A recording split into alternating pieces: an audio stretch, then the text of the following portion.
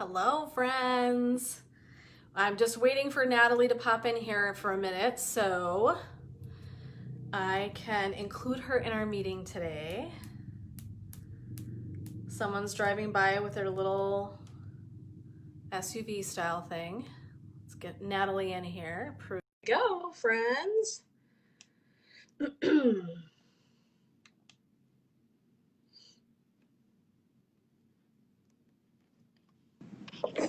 There we are. Look at that. Hello. I forgot that I have to have it stand up, which means then you only see my head. Give me a second. Okay. I'll just do some really, fancy stuff. Put a book there. See if it works. That's a little better. This fancy stuff that we do. I'm sitting on a yoga blanket. I swear to God, if people saw the things you do behind the scenes, they would die because it's so not fancy. Pretty funny. I have a little metal gold chair that I use for I think you've seen it, to put my phone on. It's this beautiful sculpture that I use it for my. I'm you just gotta roll with what you got. You know what I'm saying? You just gotta do what you gotta do. Exactly. It's hilarious. I know. I'm going to pull up this on my phone and see if I can follow the comments. Awesome. That would be beautiful. Thank you. Exactly. Oh shoot, but I can't be having it play at the same time. That's my favorite. Echoey Jen is extra bonus. I can share it with friends, but I can't share it from our... Yeah, that's all right. I know it'd be great if we could, but we'll just share it over there when we're done then. Yes. We gave all right. Where to come, so I mean, hopefully people can get here. Hopefully.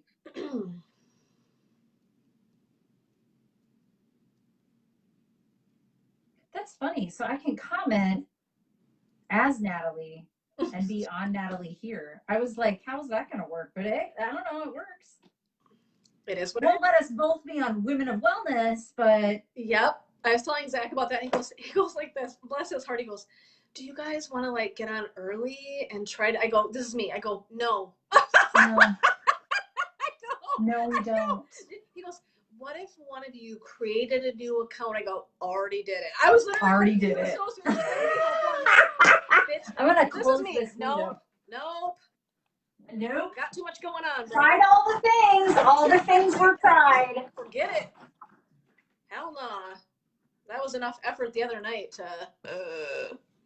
And hopefully we don't ever really have to do this much. I mean, the only reason I ever want to do this is if somebody was sick, or the weather was super bad. Otherwise, I'd rather be with you in person anyway. I know. So the amount of times we'd ever really have to do it this way, I mean, I just don't know that it's worth breaking our necks to. Right. Come on, people. We can creatively find a solution. I think, right? We can do hard things. That's a Natalie thing. We can do hard things. It's not my thing. It's Glennon Doyle's thing, but I love it. But it feels like a Natalie thing. Maybe it ought to be. I don't know. Yeah. All right, how are we doing on time? Because I do not have a clock. Nope, we're getting there, aren't we? I don't have. So my phone is here, so now I don't have a. Okay. It's 11:59. And counting. Woohoo! If you sign in, say hello. If you're watching with us today, please give us a shout. Somebody was on. Now they left. They were like, Who are these two chicas? What are they doing? What are these two bitches? I'm going to do this the whole time because I'm in my new chair and all I want to do is spin it. So. La, la, la. Your legs need to be dangling like a little kid. They probably do. They are, though. If you could only see. They do actually. Oh, they're 2 or 3 inches above the ground at the lowest setting. Oh, that's hilarious. It's the Shaq's chair. But well, you're the fanciest. Helps my bottom. So. Jennifer has a bad Target chair to sit on, so. I've had one. Well, it wasn't even a bad chair. It was just an office max chair that I spent $100 on. Mine is legit. You've seen it. It's an upholstered. It's not meant to be, but it fit the desk. This desk is so little in here. I'm I can't have a big honkin' whatever. So Zach, I was talking about recording stuff down in the other office because I've now maneuvered my stuff around. And he goes, is this chair, would this chair be good for crying? Well, that chair is ugly AF. Like, it's this big, ugly, I mean, it's super, I go, no. I go, people who are like recording are like in nice upholstered, like, you know, it's like, with that, I'm like, no. No. That's not a thing. Bless his heart. He's just trying to help. He is. He's a helper. So should we roll? Do you think it's time? We can roll. Okay. We can roll. Well, I'm going to put my notes on my lap. This is my desk. Yeah, you look very official, like a newscaster. In my athletic pants and my flip-flops. I'm so professional. You got it going on, girl. I know, like I said, that's what my joke is. Like, I'll maybe look like I've got something nice happening up top, and be wearing like my bulky girl sweats below. Yep. Thank you, COVID. Thank you, COVID. Anyway, well, welcome everyone. This is Laughing Lotus Wellness, hosting Women of Wellness, which sounds goofy as hell. What's happened is I have COVID in my home, we think. My daughter had it. Not to be weird, she tested positive. I tested negative after having the same symptoms she did, only shorter. Weird. So we don't really know what's happening. Welcome to the world of COVID. But we are acting as though we have the fungus. So out of respect for Natalie and her well-being and that of her family, we are deciding to bring our meeting with you guys today to a virtual format where we're both at our There you go. So today, Jesus, I can't even keep everything straight. I've been working for like yesterday. I think I worked like pretty much like, I don't know how many hours in a row. I'm going to be honest. I didn't count them, but it was a really long, like. That sounds a lot like me, Jen. Yep. When you don't know how many hours you've worked, you've worked too many hours. I couldn't count them if I'm being honest. So today, with WooWoo in the Brain, we're going to be talking about what is the deal with the breath. And this is something that I'm so passionate about, just because it marries so beautifully with like yoga and meditation and things like that, and wellness of every single kind. And so that's kind of how we stumbled upon this subject. And so I will be walking you through some exercises today, trying different breath techniques, and then we're going to kind of pause between each one. And you'll have a chance to kind of plug into your body and see how you're feeling and what the experience is like. And then Natalie's going to kind of check in with us between as well. She's definitely going to be talking about the science of the breath and like what that's doing inside of our body, which is crucial, right? So as always, trying to bring you that like the woo-woo part and then the scientific piece. So I want to start with story time. So we don't get to play a game because we're not in person, but I'm going to have story time. Yeah, but I got to start with this. Wait a minute. I forgot. Oh. So I just want everybody to know. Yep. Everything will be fucking okay. And my message to you, I don't know, can I get up? Is humankind. Be both. There you go. Be nice to each other. There you Come go. on now. There you go. Play nice in the sandbox, peeps. There you go. Play nice. I'm not even on social media much this week except for to do things, so Natalie's seeing more of that than I was like, oh, I'm not even on. Well, and I'm seeing people, which is, I mean, I know you have some coaching clients, but I see probably, 25 to 30 clients a week. Yeah. And just, I mean, this is a nightmare for all of us on different levels. Yeah.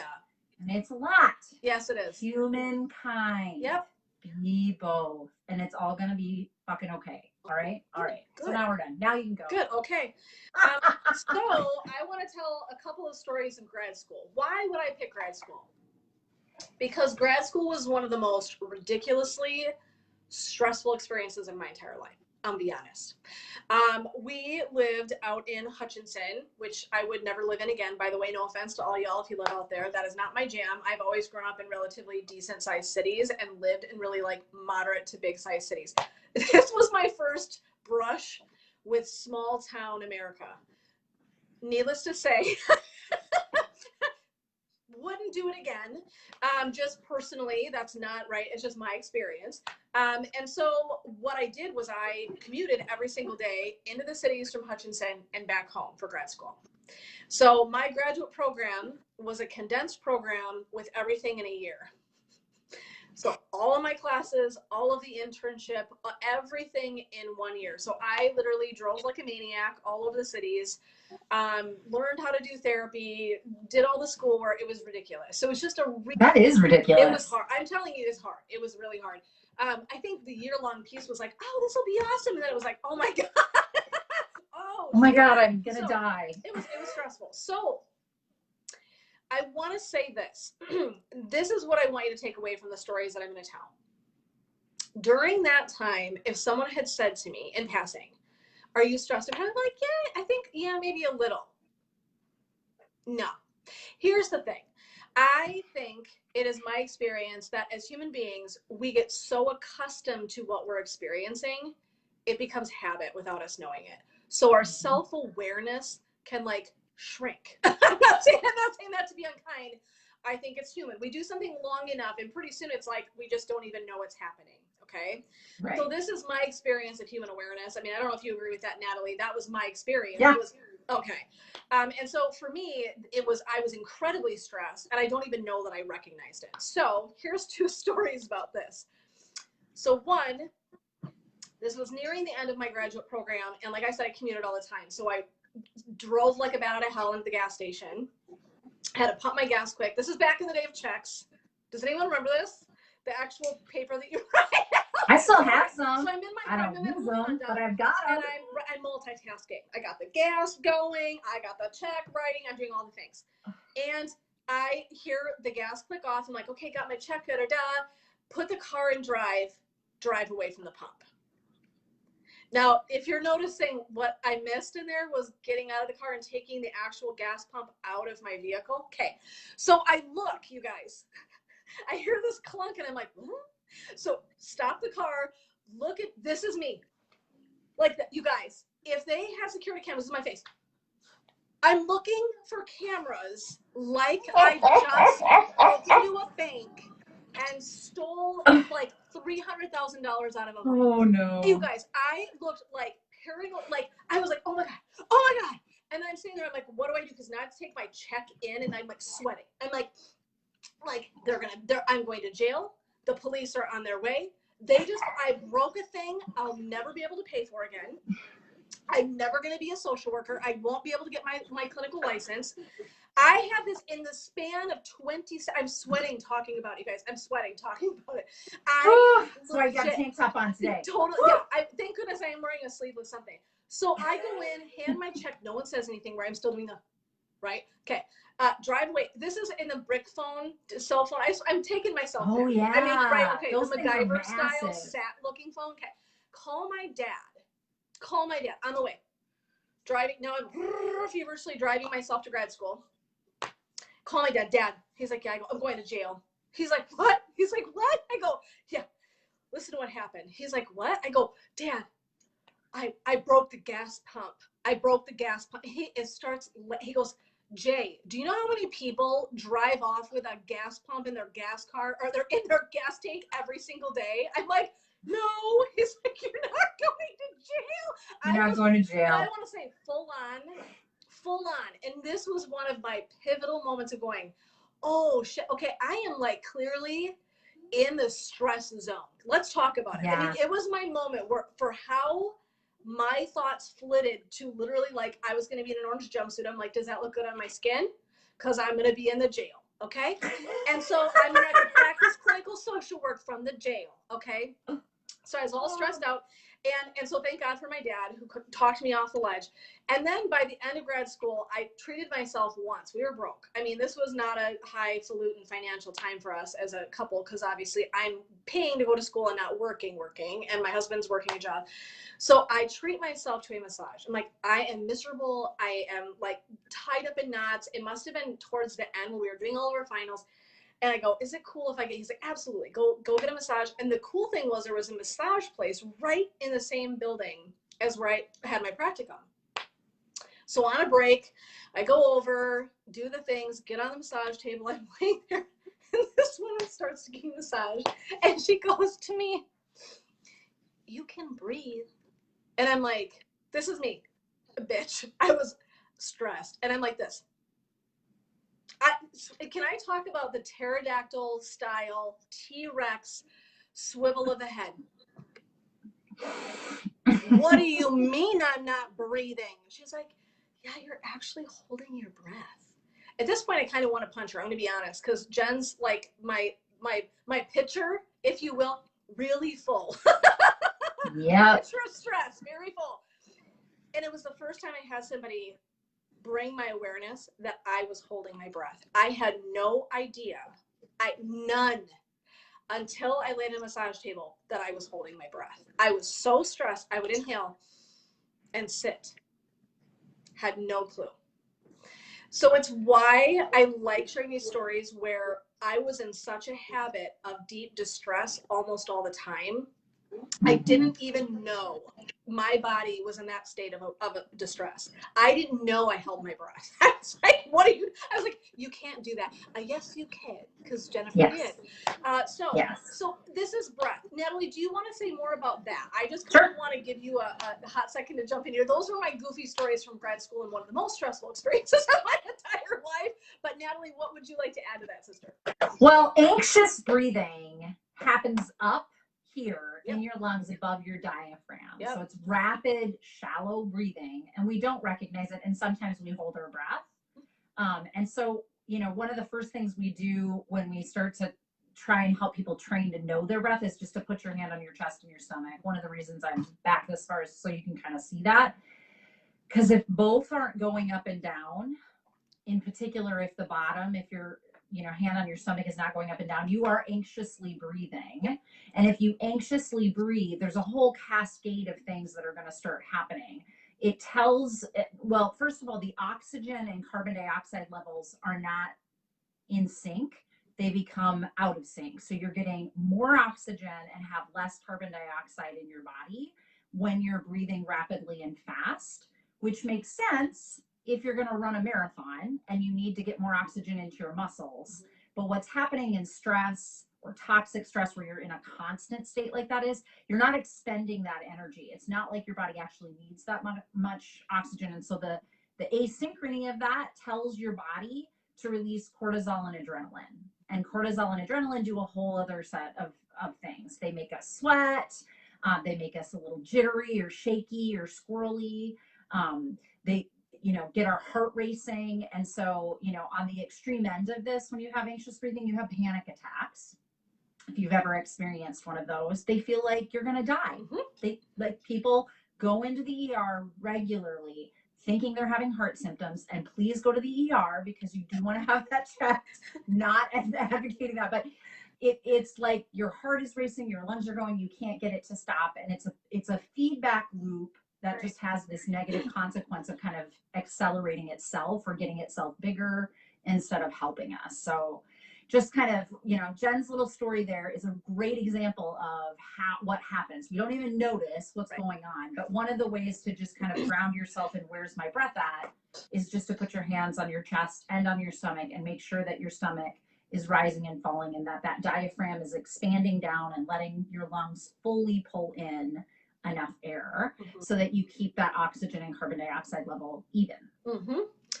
So I like the idea of talking about our breath. One of the cool tools that someone taught me in a actual seminar that I don't know why this really stuck with me, and it's not rocket science, but it was one of those neat analogies where she said, when you are in a stressful scenario, she's like, so think of a bear chasing you through the woods. And she said, if you're running through the woods from something, are you breathing like this? Or like this? Right. So the minute that we are open mouth breathing in rapid succession, what it's telling our bodies is that we're in crisis. And so exercise, right, by nature, we do some of this. We can actually, like, even on a run. And so in that scenario, because we're building heat and the blood is pumping and the adrenaline's moving, because we're not in a scary scenario, our brain chemistry is probably not quite pumping out the scary things, but it is still our body. When we're done, you guys know what I'm talking about. Like, we feel really alive, really activated, really revitalized. Now, that's if we're taking a run on purpose. Now, if we're being chased, it's a whole different story. But I love that Right. analogy. So I talk about that a lot when I'm talking about the importance of how we're either open mouth breathing or closed mouth breathing, and why that matters. That sounds wacky. And so that's why, is that we're telling the body all the time with small cues, whether it's a crisis and we need to be scared and nervous and surviving something, or whether we're like going to be okay. So what we're going to do today is we go through our exercises, and I have five exercises for you. What I would encourage you to do, if you can, if you're willing, is to have like a piece of paper and a pen or pencil handy. I'm going to be asking you like little questions. You don't have to journal. It's not a whole bunch of work. I'm going to have you rating some things as you breathe before we start and after we're done. So I want to talk about two, and Natalie and I explored this before we came on and did this breath practice today, which is that we know that some people that are going to show up to do exercises with us, whether in therapy or a yoga class or online or whatever, might have traumatic history. So one of the things we want to be mindful of, right, is that breath can either be very soothing and relaxing and pull us into a very present place, or it can be really activating. And I don't want to say the activating is bad, because there are times where this will really wake us up. It brings energy and blood flow. We feel a lot more focused. There's some really cool things that actually happen with more rapid breath. So I don't want to diminish the goodness of that, because I know it sounds like, oh, then we just never would want to do like a heavier breath. Oh, actually, sometimes we do. If you are prone to trauma, if you're prone to deep anxiety, I want to warn you about doing those heavier, more open mouth or rapid breath, because you might end up feeling triggered or anxious. If you don't have those issues, go all in. I mean, be in for it, right? So I do want to say that that's a capacity thing for today, just to be mindful of for your own self. Is like, how am I showing up? I know we've had a very stressful week, and so I get it. Like if people are like, the one that I chose, we're not going to do for a very long time, and also I'll keep it pretty short and sweet, and I'm going to even slow it down. So the typical one we would do would be very, very fast, and it would be rapid. We're not going to do that today. We're going to keep it really nice and easy.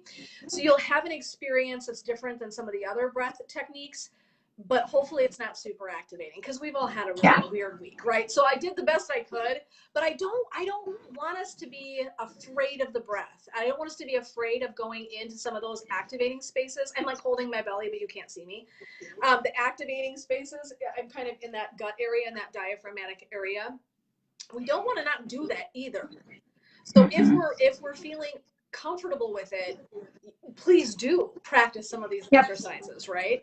If one cheat though, if you feel like you're getting anxious or panicky, get up and walk around, because if you use your muscles or more of your muscles and they need more oxygen, they're going to bring that back even, just like I was talking about before. So one of the cheats is, if you're starting to get a little bit more like this and you're sitting in a chair, get up and walk around for a bit, shake your arms, like any kind of kinetic energy where you're going to start to get your muscles going can regulate your system again. Right. So feel free, if during this today you feel like you need to get up, walk around, and please obviously take really good care of yourself. So I think the thing is, coming from a therapeutic perspective, I always kind of want to try to keep it that this is accessible to anybody as much as possible.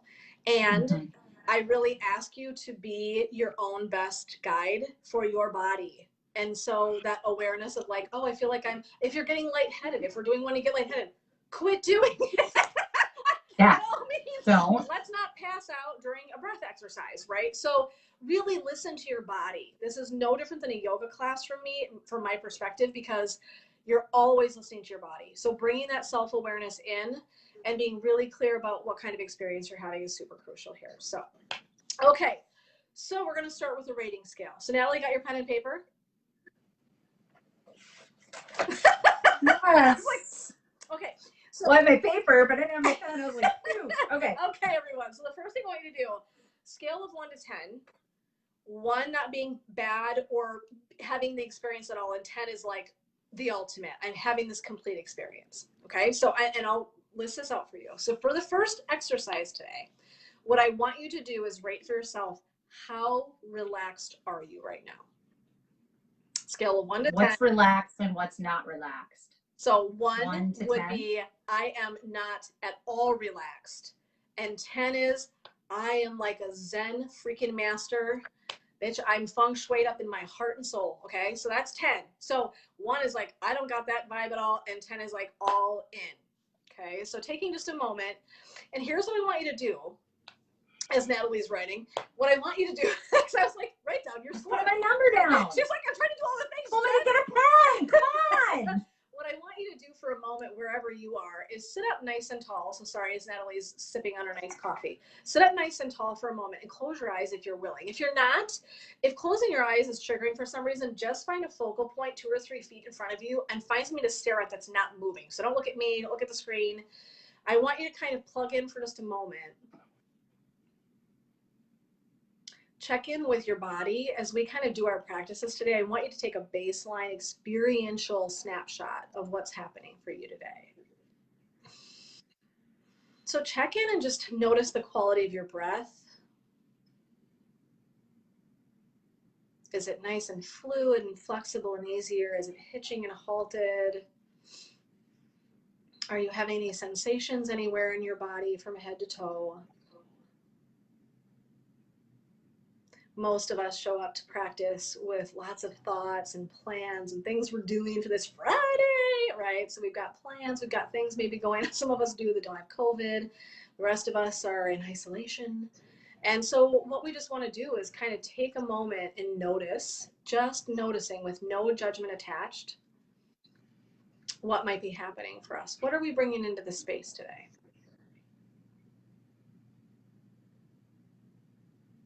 And now staying where you are, you can keep your eyes gently closed or again, soft gaze, just listening. You don't have to see me to do these exercises. And I encourage you, if you can, to keep your eyes closed. Nice and tall spine again, crown reaching towards the ceiling. You can tuck your chin just a little touch. We don't want it down to your chest, but we just want to keep that touch so that that crown of the head is really nice and tall. Placing one hand on the belly and one hand on the chest. What I want you to do here is as you inhale in, bring that breath, if you will, all the way into the bottom of the belly and expand that belly. And then exhale it out. So I'm going to walk you through for a moment. So we're going to inhale into that belly, expand the belly, pull the breath into the rib cage, and then breath into the chest, and then exhale. So again, deep breath into the belly, into the ribs, into the chest, and exhaling it out. So nice and slow here. Breathe, bringing that breath right down into the belly space, into the ribs, into the chest, and releasing it out again.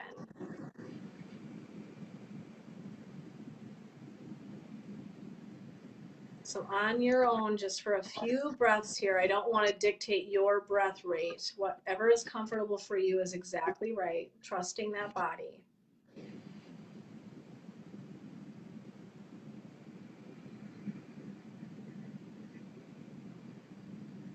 Two more breaths just like that here.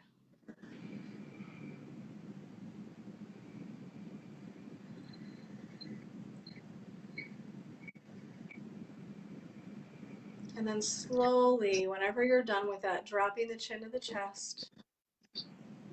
Slowly and gently opening the eyes again, blinking them open. And now what I want you to do with me is we're going to do 3 audible breaths. So what I'm going to have you do is we're going to take an inhale in and sigh out. 2 more beautiful big inhales. Last one, biggest breath yet. Filling up that belly. Awesome. And now just pausing here.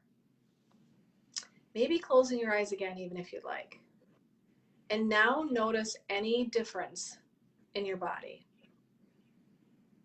Checking in with any sensations. Again, the quality of the breath. how you're feeling. I asked you, how relaxed were you feeling before this exercise? So if we're looking at relaxation as one of our markers, we're just going to plug into the body and see if there's any difference between when we started and where we are right now. And just notice. And when you're ready, you can open your eyes. If you want to rate yourself, you can. If you're writing it down, if you're not, it's okay. It's just a great measurement tool. And what I like is if you write them down and at the end of all of our practices, it's nice to look back and have a reference.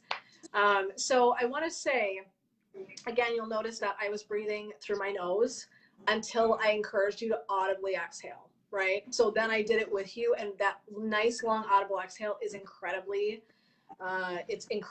peaceful, and it usually creates a nice sense of calm for us. And so that was where I was trying to kind of end our nice practice in the first place, but I just want to kind of bring awareness to that. So we talked earlier about open breath breathing, open mouth breathing, and then also closed mouth breathing.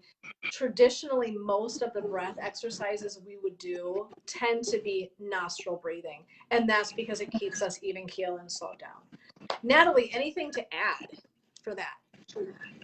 I had a question. Yes.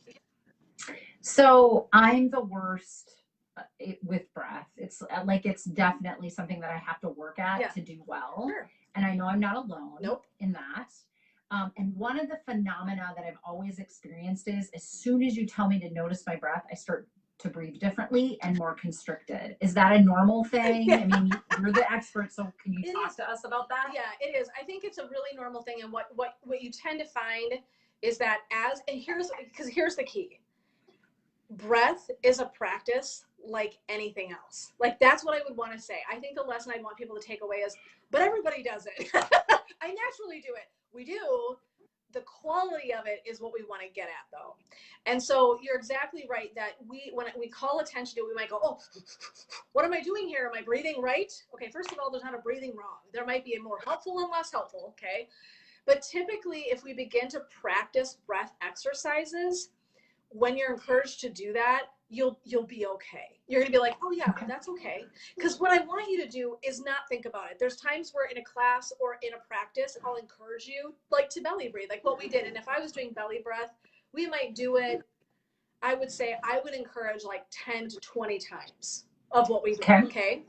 And the longer, the better, right? So the more experiential, we had 5 things today, so I kind of am gonna clip you along just a little bit more than I normally would.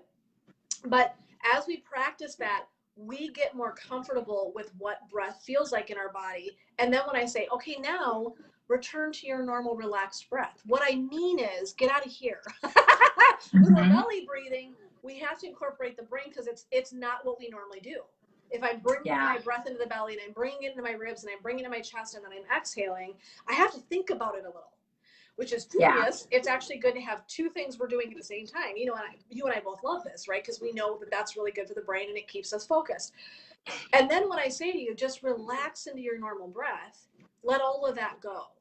And give yourself a minute to equalize, because exactly what you said, Natalie, is I think there's this instinct like that am I doing right? Like, yes, you are. And just trust your body. And as long as but let me say, what is normal breath? What does that freaking mean? Because I think that's a fair question.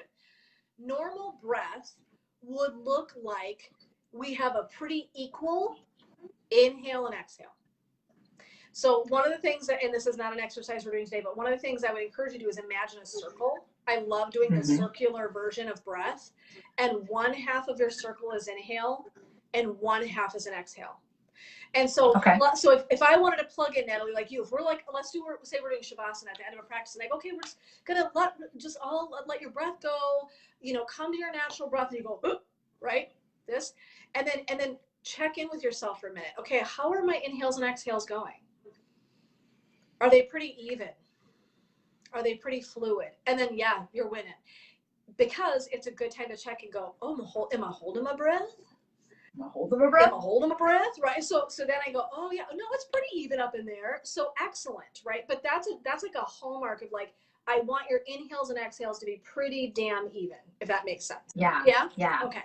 So that's a way to kind of know if like, how am I doing, right? So if you start to get a little wig in your head, just check in with your normal, let everything get out of your head, get into your body for a minute, and check that breath to see if it's about equal. Then you're solid, right? And then just let go. Okay. Don't think too much about it, because then that's like, then you can't be in your body. You're up in here, right? So, well, what's interesting to me, and there's 3 levels in the vagal nervous system. There's 3 levels, but 2 that we're all familiar with are the sympathetic, parasympathetic. So sympathetic is fight, flight. When we get nervous, we're either gonna fight the bear or we're gonna run from the bear. And what you're doing in that exercise was getting us from whatever vigilant stage we're at. Maybe we're not quite in sympathetic, but we're like maybe on the cusp because giant tantrums are happening on Twitter, and we don't know who the president of the United States will be in 2021 and things like that. So then you make us breathe, and then we get into the parasympathetic, more rest, restore, the world is a safe place. Yes. Right? Exactly. There's a third, and I'll get to it later when you do some of your activating breaths and why we would want to use activating breaths. But I think what's interesting always to me is I probably am, more prone to be a little bit more vigilant normally. And so I think what happens, this is just my theory, you can correct me if I'm wrong, is you asked me to notice it, and now I'm nervous about that. I'm noticed and vigilant about things out here most of the time, but then when you ask me to notice my breath, then it's another thing. Like, okay. But because I know the biology of it, and I trust the biology of it, and I felt, like you asked how I felt, I always feel like a warm sensation, almost like you just had your first sip of coffee or tea, and your body just kind of feels that rush come down your neck. I feel that all through my body, just that flushing through my body. So I know it works. Yes. But I wanted to point that out because I think that I'm not alone in having that. You're not. You're not. And it's the same thing that I hear from people that say, and we're not going to get into this today, but I love people that say, I can't meditate. Yes, you can. So, but because, and the reason I say that is exactly what you're getting at, is that our experience is something. If I sit down, if I'm anxious, and I tend to run more anxious as well as just a human being, it's like I'm fiery anyway. If I sit down, somebody goes, just think about nothing. This is me. I gotta pee, right? All right. Yep. Maybe I need a snack. I mean, like, it's, right, because the natural order of us, the way we're wired, is to be thinking. And so then people go, I can't do this. Yes, you can. But it's like breath work. All those things take incredible practice. And we kind of dismiss it. We're like, yeah, you do. Because none of us are naturally great at it, because by nature, like I said in the very beginning of this day, and you know this too, is we get in the habit of doing so much we don't even know. I had no idea I was so stressed in grad school. None. It was so normal for me to function at that rate every day. So that's where I want to say that self-awareness, and you and I talk abundantly about this, self-awareness is huge. And so, and I love your self-awareness, that if I say, notice your breath, you go, what's it doing? Right. So that's great self-awareness. And we can learn to be different. We can train our bodies to be different. So my point in this would be that when I started really truly meditating on a regular basis, right? Not like that every so often, like, hey, meditation, you're like the cool kid, like I can meditate. When I really started meditating, I can come and sit on my mat, and in this fast, I can be in a meditative state. That was not where I started, I guarantee you. So I want to say we train our bodies to understand what to do and how to show up by doing it over and over and over again. So eventually my hope for you would be, I would say, notice your breath, and it wouldn't even cross your mind. You would be like, yep, I'm good. I got it. I'm right here. I'm in. That makes sense? Yep, yeah. It does. Okay. Totally. Great question. Okay. Exercise 2. Having your paper ready. Again, just, you can close your eyes here as much as you want. Like I said, you don't have to see somebody, but I like you to kind of just come into your body, self-awareness, taking a nice breath in and releasing that out. No, like anything specific you have to do. Just take a nice inhale in and exhale it out. And what we're going to do is we're going to do a more energizing breath. Okay, Natalie grins. So what I want you to do is just wherever you are, take a moment, take a snapshot of that body again. How fluid is my breath? How is my energy feeling? I want to know if there's any sensations, anything going on. And what we're going to do, like I said, this is a a higher rate of breath work. So I'm giving y'all a heads up. If you feel like you're really activated today, maybe you'll just listen in and not participate, but you're welcome to join us and try it if you feel like that resonates today. What I want you to do in your mind for a moment, on a scale of 1 to 10, how energized and awake are you feeling today? So in your mind's eye, consider how energized and awake am I feeling today? Scale of 1 to 10, 1 being got nothing, and 10 is I'm all in. I've had 20 cups of coffee, I am living large, and I'm fully in.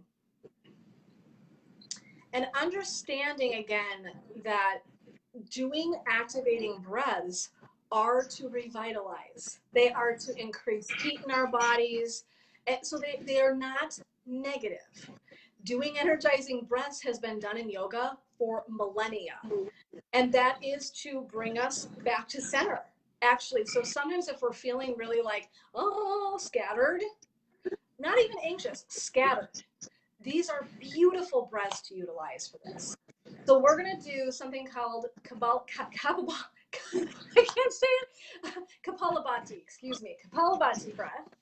And what we're going to do, I'm going to adjust my camera just a little bit because I want to walk you through this. And I'm kind of tight in here to my space. I'm going to scoot back a little. So what we're going to do is we're going to focus our breath in this middle area. So if you'll feel better, you can place your hand right there. It's kind of weird. Sorry, weird view. Sorry, friends. So what we're going to do is we can place our hand here. And Kapalabhati breathing is it's probably better on an empty stomach, I'll be honest. Okay, so just in case you have eaten your lunch, forgive yourself and go a little easier today if you have. The inhales are really passive. And the exhales are forceful. So what we're going to do is placing it, so you kind of think about your abdomen area snapping almost. And so we're going to diaphragmatically breathe, but like forceful. So I would inhale, it's going to look like, so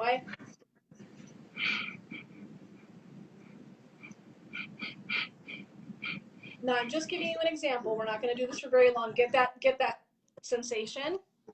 And what I want you to do now, you can keep, like I said, if you like that hand in the belly for the sensation, I think when we're learning breath, it's really nice to have like a kind of a dual sensation experience.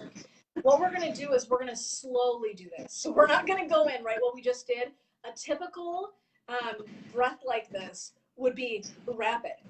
So if I really wanted to wake up in the morning, if I was like sluggish, I was like, well, yeah, like I might wake up and do 20 or 30 of those rapid succession. And what I do is I wake up, I'm re-energized. So for today, because I don't want to overdo everyone in our crazy kind of week we've been having, is what I want you to do is just do like a forceful exhale, and then we're going to pause. Okay. So again, just gentle inhale. We're not focusing on the inhale so much. And then I'm going to blow that breath out. Inhale, and then blow that breath out. From that center space in your body, this is your solar plexus space, that gut intuition space is right here.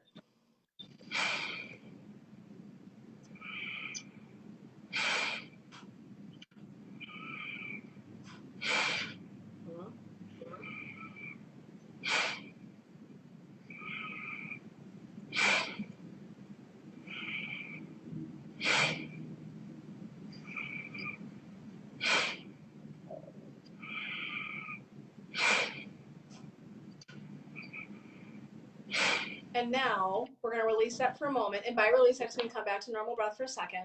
We are going to do a couple of rounds of what it's going to sound like this. And I'll walk you through it first. It's going to be a rapid 1, 2, 3, 4, nice long exhale. Just, I'm doing it so you can hear it, right? Okay. We won't actually be using our mouths to breathe, but I want to give you that sound. So it's going to be 4 of those pumps and then a nice long exhale. Okay, so here we go. We're going to do that.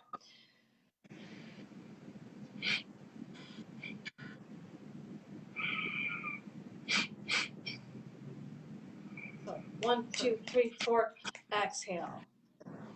1, 2, 3, 4, exhale. 1, 2, 3, 4, exhale it out. 1, 2, 3, 4, exhale it out again.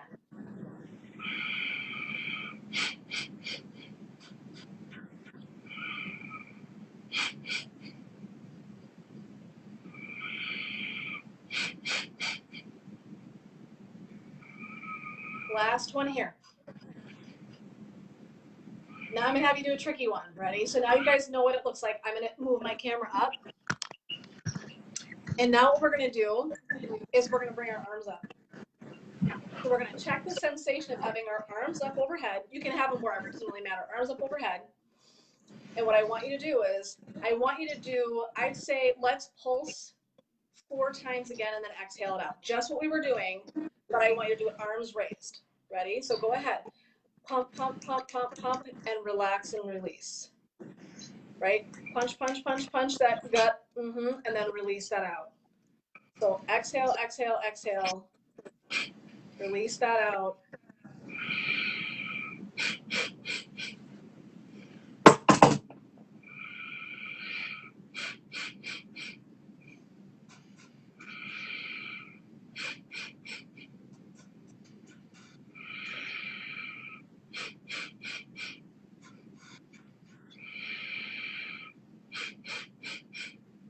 All right, release those hands down.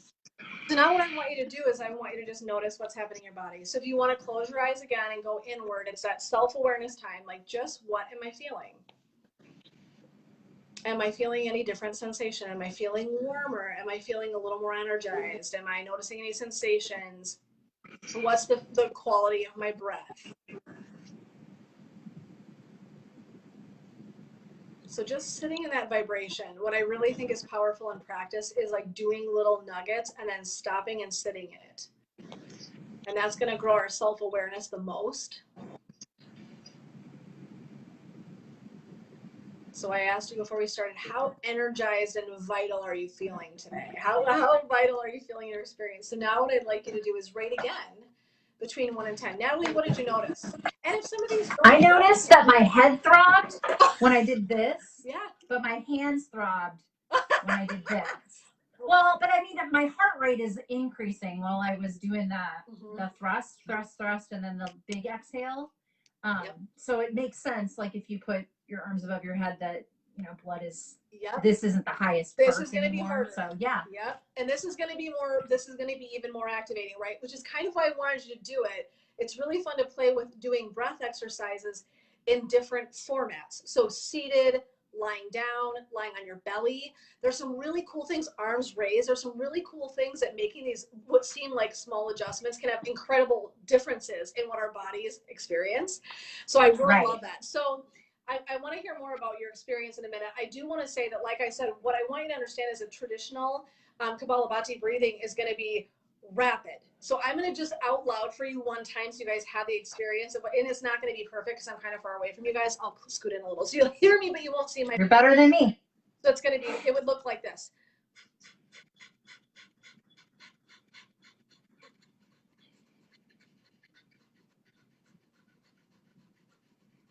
And if you do that, let me tell you what, I'm sweating.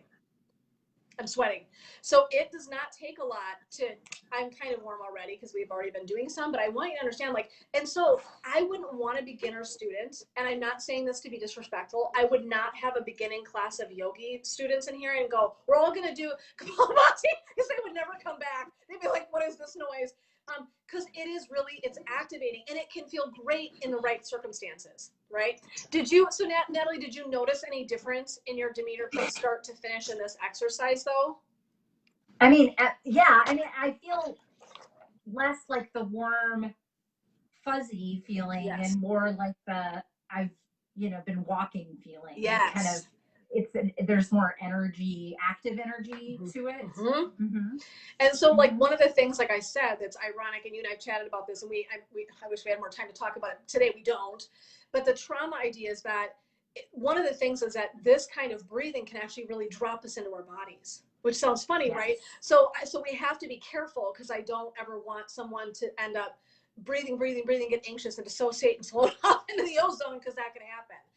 But I also think this is a beautiful tool for us, because if we can learn to manage it on our own, if we practice this enough to get comfortable with it, we can trust it more, if that makes sense. And then I think we learn trust in our bodies. Like, oh, I'm the boss. I don't just have to take whatever happens to me. I can generate and create a space where I can come into my body and I can be okay. And I think it can be really rooting, actually. So I think this is Right. a great grounding exercise for some, not all, for some people. And so that's why I say I don't want people to be intimidated by using these kind of breaths that are much more fiery. There's one where you do this open mouth thing, looks goofy as hell, fire breathing, and it's all open mouth, like ha ha ha ha ha, and it's activating. And it is activating in a great way too, right? So that's where these revitalizing, energizing, wake you up kind of breaths are beautiful. They're not bad. They're just our common idea about breath is usually more common. And like the thing about why with trauma it becomes something we want to warn about. I just recently wrote a blog about this phenomena of not wanting to be in the present moment when you've been through trauma.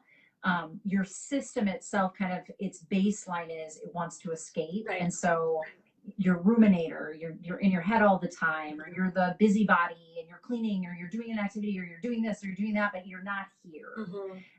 By design. If you've been through a traumatic, especially a childhood experience, you can't leave your family. Right. You're 5, right. You're 10, you're not running away. You might try. But most of the time these, the system just kind of by design gets into that hypervigilant or hypovigilant stage instead of hyper. Hyper being your fight or flight, hypo being I play dead. I just let it happen.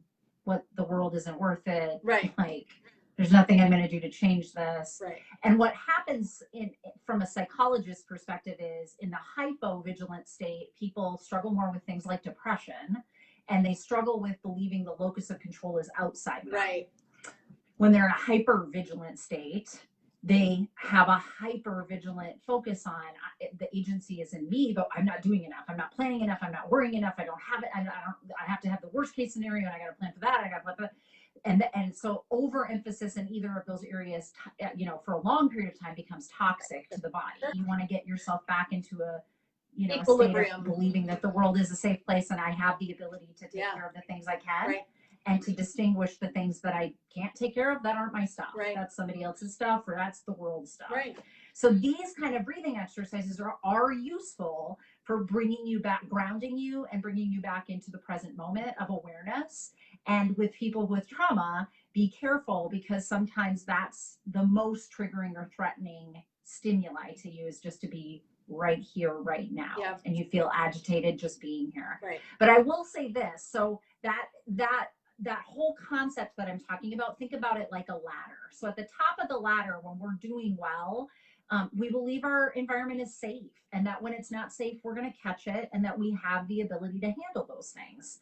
That's, having good agency, good awareness, but not hyper awareness and not hypo awareness. If you come down to the middle of the ladder, that's fight or flight. That's your sympathetic nervous system. And it's telling you, be extra careful because there's danger. The world is not a safe place. And then when you can't fight it off and you can't run away from it, you go into hypo vigilant. And so you don't even notice what's dangerous and what's not dangerous. And you just play dead, because playing dead is better than getting eaten. The lion might pass you up if they think you're just dead already, laying there dead. So if you're somebody that sits in that place, these kinds of activating breaths do bring us back into a grounded present moment space. And make sure if that's something that's threatening for you're going to therapy, you're talking to a therapist about. And then in that space, when I'm hyper vigilant, because I have to go through hypervigilance to get to the good stage, what am I doing to take care of myself here so that this stops feeling like a threat, and I can get into a space where I feel like I have agency, and the world is a relatively safe place, and when it's not safe, I'll be able to tell. I'll discern that. I think it would be important if someone was struggling with trauma or anxiety and wanted to do breath work, and I would encourage it for everybody, by the way, everyone. Not all of the styles of breath, but I would encourage breath work, is if you wanted to be at home and practicing calming breath, that would be beautiful, just because it's so good for your system. And then if you ever want to move into a place as you're progressing in your therapeutic experience and having a different process, you could actually go in with your therapist and say, I'd like to try a more activating breath. Could we do it together? And that way you're in a space that's held and contained. And if you, for some reason, don't feel like you respond well, that therapist, counselor, whomever you're working with, even your clergy, whoever you're could help ground again.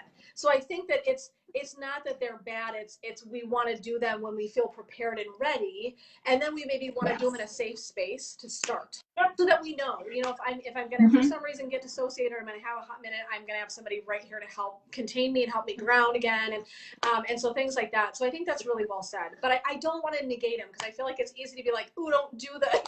No, it's really again knowing those vagal nervous system states. So ventral vagal is where we're safe. Yep. Life is good. Sympathetic is when we're getting activated and we're having to protect ourselves. And dorsal vagal is when we're like I have no idea or awareness of what's happening around me, because I don't want to know what's happening around me, because it is by definition not safe, but my system's not telling me. There's different reasons you would use breath in different places. Absolutely. So make sure that you're seeing somebody that knows how to do that. And if you have done some trauma work on yourself, you'll have internal resources you can use too. It's not like you can only do those breaths in your therapist's office, but these are tools to use wisely, and making sure that you have another resource to anchor to if that activating state actually gets you into panic mode, because nobody wants to have a panic attack. It's awful. It is awful. Yeah, right, exactly. Okay, we're going to do number 3. We're going to get into another one that is going to slow us down again. So this is again going to be more calming. And so what I'd like you to do is just close your eyes again wherever you are, or again, soft gaze. But again, always sitting up nice and tall. And just kind of plugging in for a moment to how things are feeling, sensations, the flow of the breath.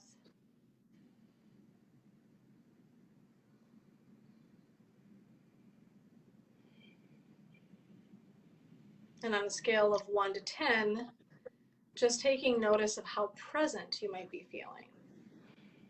1 is not at all present, and 10 is completely rooted and present in this moment. Okay, now what we're going to do, and you can leave your eyes closed. I would offer, or like I said, soft gaze, because I'll just talk you through it. We're going to do something called Ujjayi Breath. And it's going to sound like the ocean. So it's super beautiful. So what we're going to do, and I'm going to teach it out loud with my mouth open so you can hear the quality of it, but I'm just going to have you listen. I don't want you to activate, because I would rather activate my own body and have that experience, and I'm going to preserve you guys for when we're going to do this closed mouth. So it's a slight constriction in your throat, which sounds a little funny, but we would make a sound like this.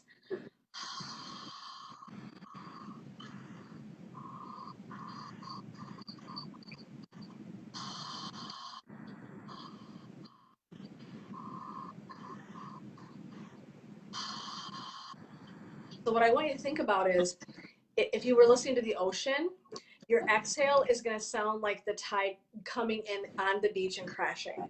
And as you're inhaling that breath, it's going to sound much more like the ocean is receding in that peaceful, quiet, slower place.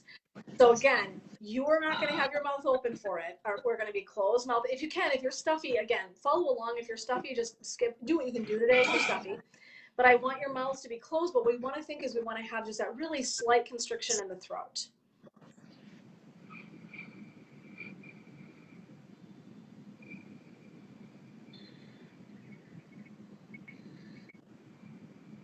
Eyes closed if you'd like to kind of really just go inward and have that experience, keeping that breath even on the inhale and the exhale.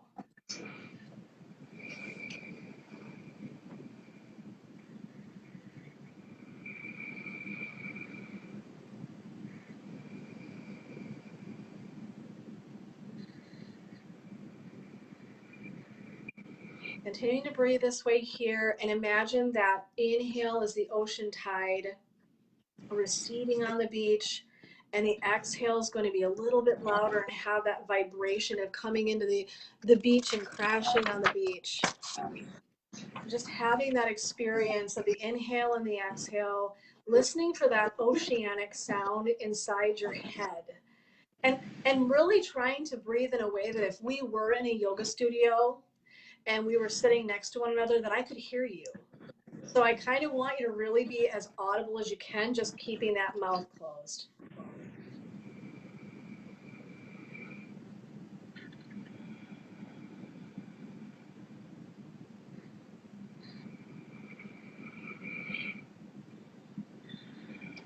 Keeping that slight constriction in the throat, inhaling and exhaling. Imagine that oceanic sound.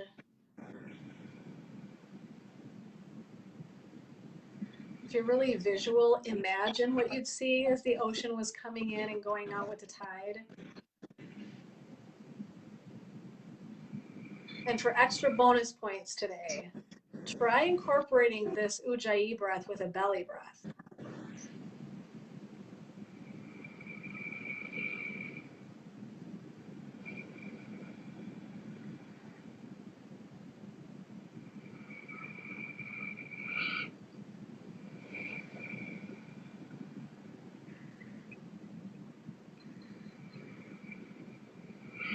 And now releasing that constriction in the throat, even relaxing the belly breath, just coming into a even keeled inhale and exhale. Again, eyes closed or soft gaze. Just feeling the vibration of your experience here. Looking for sensations, quality of the breath, emotions.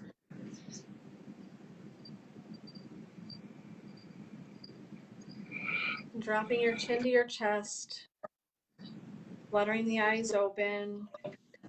And what I'd like you to do now is, again, pause and rate how present you are feeling. Scale of 1 to 10.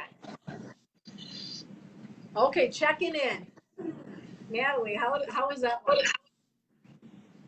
That was an interesting one. I mean, it's somewhere in the middle of the other two, if I was doing it correctly. I felt present. I really kind of liked the metaphor of the ocean. That helped me. Yeah. Because then I was listening for my own sound. Exactly. I wanted to make it sound that way to myself. Yep. But it also then helped me have it be a much more mindful practice, which meant I was much more hyper aware of where I was. Because of that dual attention to the breath and then the sound at the same time. Yes. So it was an interesting one. Yeah. Mm-hmm. I would hope for as people practice it, because it's always when something's a new awareness, we're more vigilant, right? Right. So traditionally, this breath, I have teachers that incorporate it a lot, like your entire practice. So for example, you don't have to do this, but for example, if I was in a class and they wanted me to do, I was standing up straight and I had my arms on my sides. I have a teacher, Vinny Yoga style, who would have us inhale.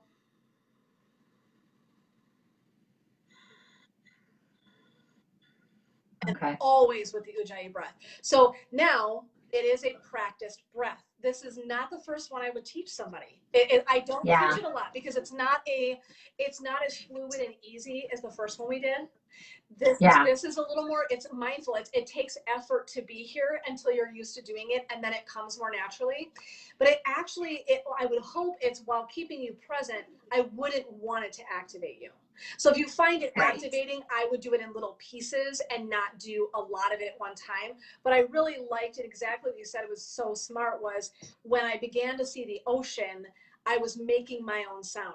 Yes. That's exactly it. You want to hear your own ocean sounds coming in and out as you're doing that breath.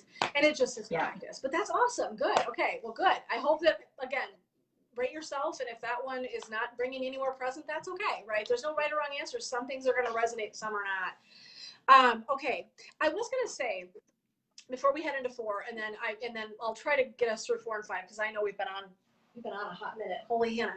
I will say I think one of the interesting things about breath and some of the things that we talk about that are more of my woo-woo nature.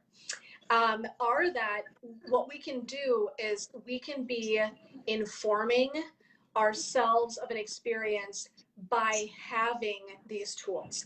So sometimes my body's having an experience and I go, oh, I'm anxious. My heart's pounding, I'm sweating. I might feel like there's a tightness in my chest and I go, oh, I'm anxious. Okay. that happens. It's happened to all of us. Where all of a sudden our bodies are almost more informing us than even our minds. Sometimes our minds inform us. Okay. But what I want to say that I think is really cool about using any of these tools, yoga, energy work, breath work, is that we can start informing the body. And so I like that idea of being the boss of, rather than the body just feeling like it's always at our own, this whim, you know, like, oh, I'm just at, you know, free flowing in the wind here. And whatever happens, I just have this experience. Like, nah. You actually can inform your body. And that's where I think the power is. I think it's one of those hidden things that we don't talk about in here very much. And I think it's so important. And it's like this beautiful skill that I was never told that till I went to yoga certification. I knew it. I mean, I heard it. It's sciencey and, you know, things. But I will say, I think it was the first time it really clicked for me, where it was like, oh, I can inform my body where I want it to be, versus it always telling me that it's the boss. I was like, I'm a fan of being the boss, yo. So that's where I think some of these skills and tools are really beautiful, because it allows us that center of control a little bit more, that sense of, I can tell my breath to slow down, and then it informs my body that things are okay, even when I'm stressed, and I can feel better. And so I think that's beautiful. And I think that we've said this, but I just want to make sure that I'm like super clear about this point, because I think it's so beautiful, and it's something you have access to all the time. It takes practice, but we have access to it. So, okay. Any other thoughts before I go to exercise 4?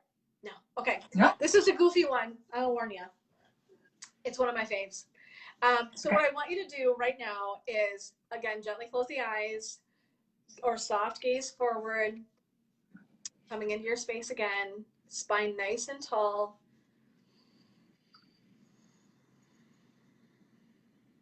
So for this one, what I want you to do on a scale of 1 to 10, rate for yourself how focused you feel.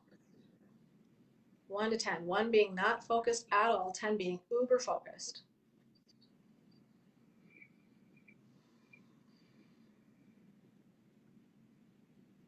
And for this one, this particular breath is really good for anger, anxiety, frustration, stress, and it reduces blood pressure. So that's pretty awesome.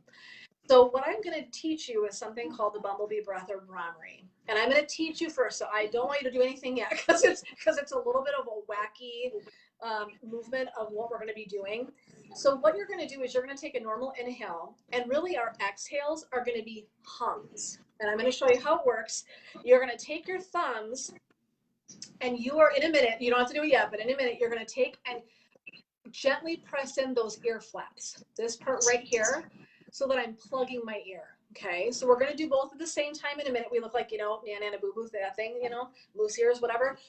So what you're going to do is you're going to have those thumbs gently placed. Ooh, my ear's coming out. Gently placed here in the flaps. You don't have to press yet. And what it's going to look like is, I would inhale, and I'll show you first. I would inhale in. I'm going to plug my ears. Plug my ears.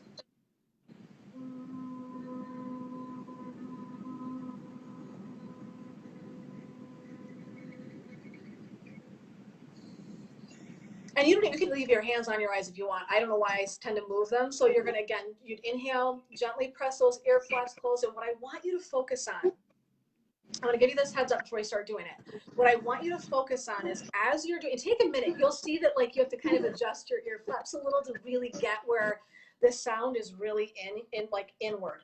And why do I always forget the word? There's a terminology in yoga where it's all of your senses are blocked off. So you're just really in it. That's this breath. And I really love that. And it's one of the reasons I like closing the eyes. So I might almost encourage you to keep your eyes closed if you're comfortable. If it's not, you can do this and keep your hands on top of your head. You don't have to cover your eyes. If you like that, just do this and then just move your thumbs in and out for the breath if you need to. You don't even need to do that. You could just leave them in. It isn't going to hurt you. You don't have to inhale and exhale it's just, if it gives you something to do, awesome. What I want you to do is you hum, and I know this is going to sound goofy, is see if you can't bring that awareness right into the center of the brain. I want you to feel the vibration. So listen for that word. I want you to feel the vibration come all the way into the center of the brain. And I swear you can do this. So listen, and as you do them, listen for that sound to come in, that vibration will all of a sudden, yeah, oh, there's the money. And it feels really solid. The other thing I want you to do, without judgment. So I want to be very clear. Every single exercise I teach, I really want you to have this really gentle and loving approach to yourself, because we show up in different places every day. I could have one stellar yoga practice and the next day show up and it would look like shit. So I want to be very clear that our breath is no different. So if one day it's halting and kind of jaggy and that's okay. But one day we might sit down and like, hot damn, Gina, that breath was just a coming in and a going out. So what I want you to do as you are practicing, so first you got to get the movements, right? So like I said, you'll cover your eyes, you can close in those ear flaps. Inhale, and then you're humming it out. You're just, okay. And then again, bringing that awareness to the center brain. The other thing I really want you to think about is, what was I going to tell y'all? I was on a roll, and then I lost my roll. So anyway, regardless, if I come back. So you said no judgment. You were trying to tell us to be non-judgmental. Quality of the breath. So here's another thing to watch for, and I don't want to stack up too many things for you all at one time because I know it's a lot. What I want you to watch for is, what is the sensation of the breath? When I'm humming out, is my hum nice and even, or is my hum like, I can tell you guys with enough of this practice, I can tell where I'm at energetically depending on the quality of my breath. So if I'm sitting there and my breath is, okay, it's been a hot minute, I needed it, because my energy is not just flowing nice and easy. And that's nice and easy isn't a criticism. It's awareness. And that's all that I read it as. It's not a grade. It's an awareness. Okay, so today, this is how I'm showing up. Maybe I didn't sleep as good. Maybe I needed it. Maybe I've been kind of stressed. So just bringing awareness to those things, okay? That's all I would say. So for today, to keep it easy, you can keep your flaps closed if you like. The one thing I want you to do is be able to just, if I'm giving cues, we're going to do like 6 or 8 of these. And these are a little bit longer breath. You'll find I can inhale and like hum forever out. I don't know why that is. I love it. And so take like, I would say let's maybe do 6, because I know we're kind of getting close on time. So let's do 6 breaths. You have to do this at your own pace. I'm not going to count this for you. So it's an inhale and then a hum it out, okay? So you choose your style that you like. We can be here, and you're going to inhale that in, check for that vibration in the center brain, and check for the quality of the breath. And go ahead and do 6 of those breaths now.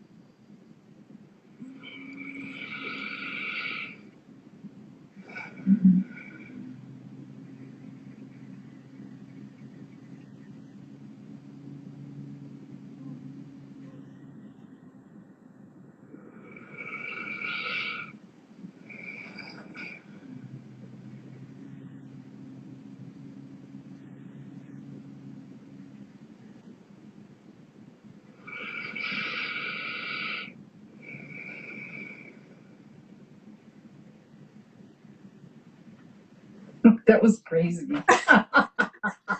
So what I want you to do before we're done is, for 1 more minute, and I'll walk you through it and then I'll have you do it, is I'm going to have you close your eyes again if you're willing, and plugging those ear flaps, and just regular breath. In and out through the nostril, no effort whatsoever. We're just going to block everything out 1 more time and just pay attention to that sensation for a moment.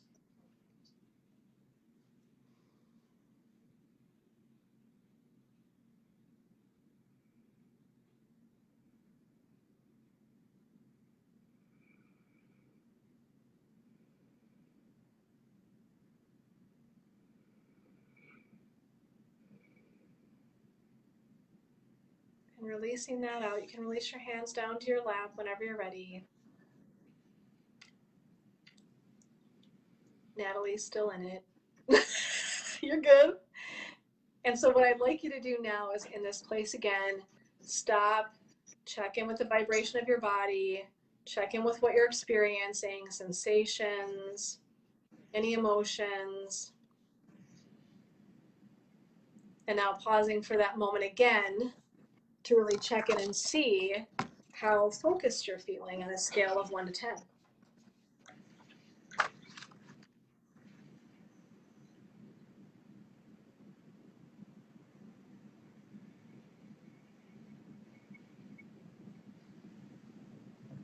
Okay, Natalie, what did you notice about that one? Because that one's really goofy. I love it though. That is a solid. It's one of my favorites. It reminded me, and some people might never have had this experience, so I don't know what to liken it to, but I worked at Native American Community Clinic for a handful of years, not too long ago, actually, in my career. And it made me think of a drum circle when we would do drum circle, like you're in and a part of the vibration Yes. and the sound at the same time.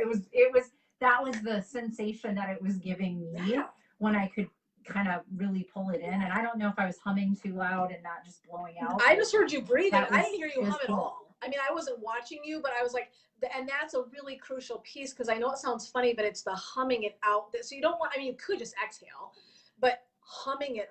And that's why I say, if you start to listen, could you feel it in the center of your brain? Yeah. Okay.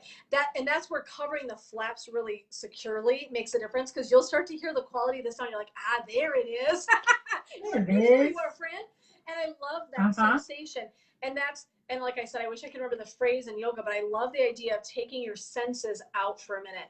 And it's why at the end, they actually, and I won't get into it today, but it's really cool. There's actually some philosophy about, if I just take all my senses away and I close my flaps and I'm just listening for that inner vibration, my own inner vibration, as you progress in your yoga practice, you will hear different sounds when you actually take away all your senses. It's really freaking cool. So sometimes people hear waterfalls and motors and singing and bells. And so like the more you progress, I don't want to say it like a great thing, but that's really cool. So like now when that is so cool. I'll take out all my senses and I'll just like, okay, what am I hearing right now? And it's just a really cool way to end a practice. So this is one of my favorites. It looks goofy as shit.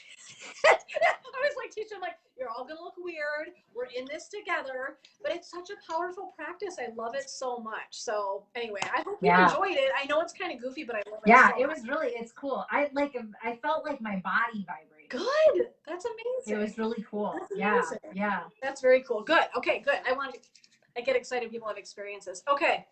Last one, really easy.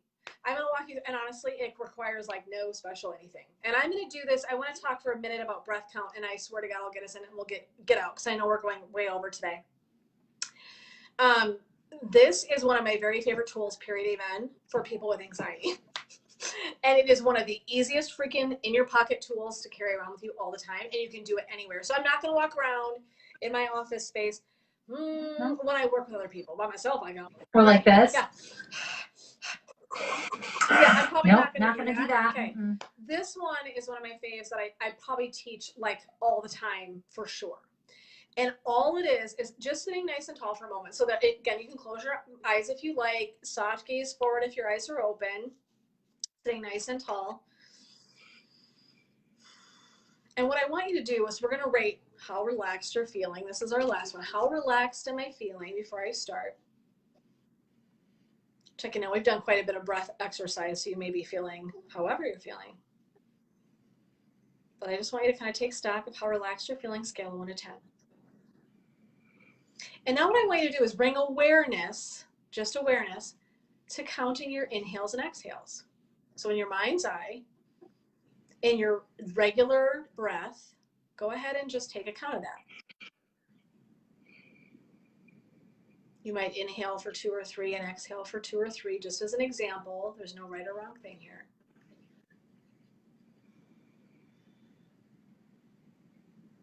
And I like you to just, in your mind's eye, get a count. And now what I'm going to encourage you to do is after you inhale, expand that exhale by just 1 count more. eking out just a little bit extended exhale.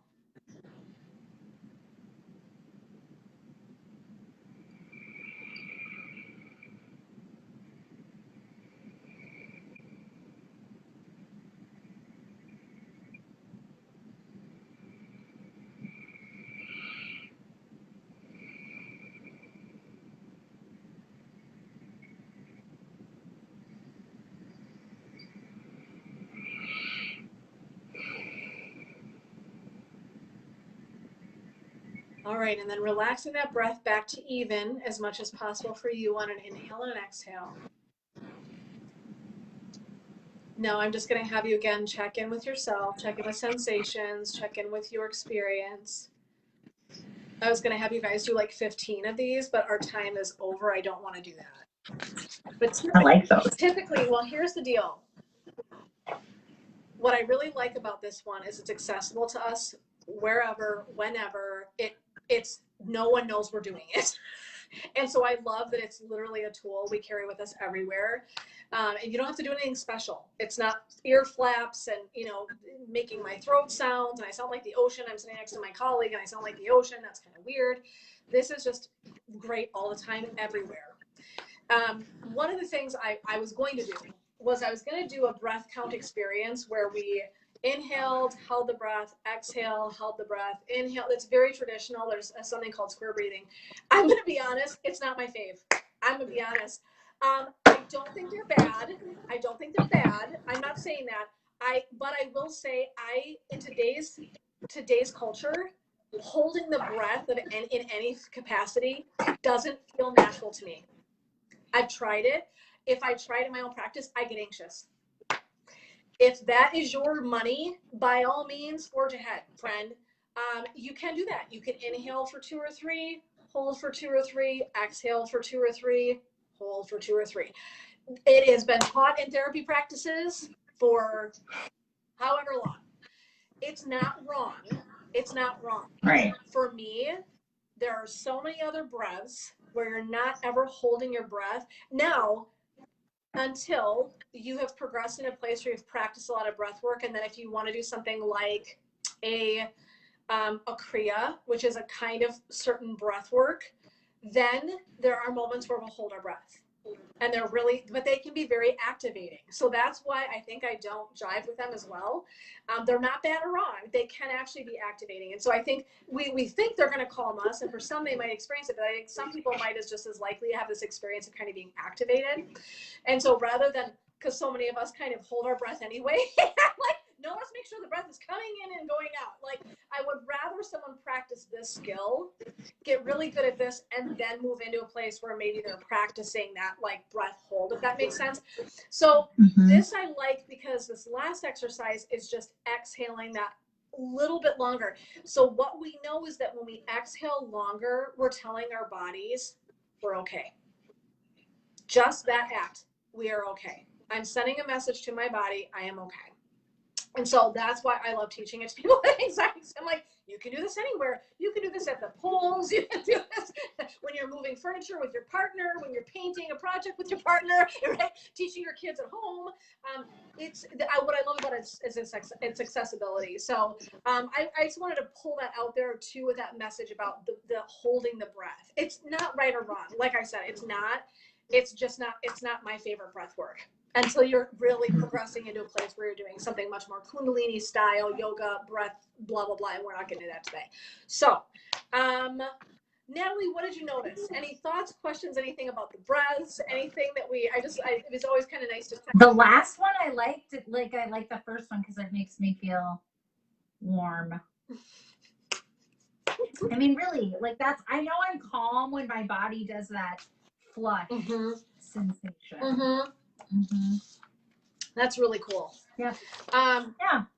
All right, I'm getting my papers back here. I put mine on the floor, so I don't know where we are. I know this. I know that, baby. Well, so you guys have a bunch of exercises. So we have, like I said, the belly breath. We did that diaphragmatic breathing. We often call it belly breathing in yoga. So that's often how I refer to it. Love, love, love that exercise. We had the Kabal. I don't know why I can't freaking say that today, which is that pressing out the exhales. Okay. Passive inhales, forceful exhales from that diaphragm space. That's more revitalizing. Then we did, good Lord. We did Ujjayi Breath. You know, Jen, you can put together a little infogram and I can put it on the website too for people so they know the ones that we went through today. I can do that. I can do that. So then we did Ujjayi Breath. Then we did the Brahmari or Bumblebee Breath, which is the humming one. And the last one was just extending our exhales a little bit longer. So this was a long class, friends. My apologies. I will say it was really fun. And I think it's neat to come in and have like just a breathwork class where we're practicing. Yes. Because I think we can do one, but what I want you to do is have the experience of energetically noticing your body really responded to the belly breath. That's amazing. Now you walk away going, okay, that's one of my money ones. You also seem to really have an experience doing this one. So what my goal is to have have an experience and then go home and practice ones that really resonate for you, because they won't all resonate for us, right? But the ones that you're like, oh, that's good. Oh, that's got a money. I got a vibe. Like, yes, then go at home and practice those and get really good at doing that. And when you get psyched out, like Natalie said with the breath, like if I'm like, okay, and now we're just going to come to your natural breath, like, what the F is that? What I want you to remember was the tool was just trying to make sure in a circle are my breaths inhaling and exhaling about equal.